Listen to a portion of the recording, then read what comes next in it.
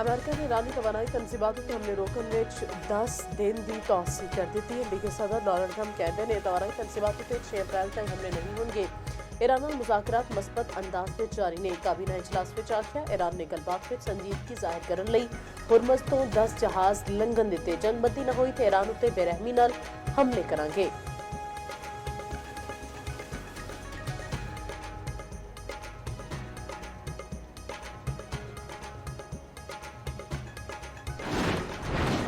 Iran ते Hezbollah दे ताबड़तोड़ हमले इसराइली मेयर रोन लग पे। लबनानी सरहद दे नेड़े इलाके दे मेयर ने चीखना मारदे हुए दस्या कि इलाके में हर शय तबाह हो गई है, पर कोई भी मुल्क साड़ा साथ देने को तैयार नहीं। मेयर बोले हिजबुल्ला जित गई, इसराइल नाकाम हो गया। इसराइल का एक शहर सफा हस्ती तो मिट चुका।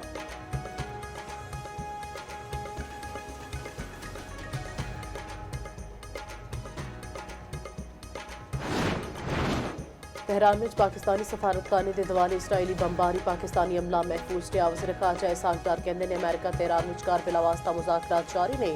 मुज़ाकरात पाकिस्तान राही पैगामात की सूरत में हो रहे ने। अमेरिका ने 15 नकात ईरान के नाल शेयर किए।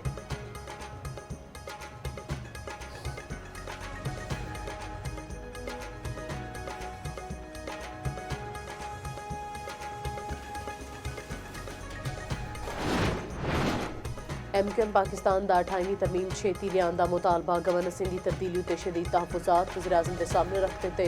वज़ीर-ए-आज़म शहबाज शरीफ नाल कराची में MQM के वफद की मुलाकात। वज़ीर-ए-आज़म ने मुतहदा के मुतालबात को जायज़ करार दे दिता। गवर्नर सिंह निहाल हाशमी ने MQM दी शिकायतां दूर करने की हिदायत।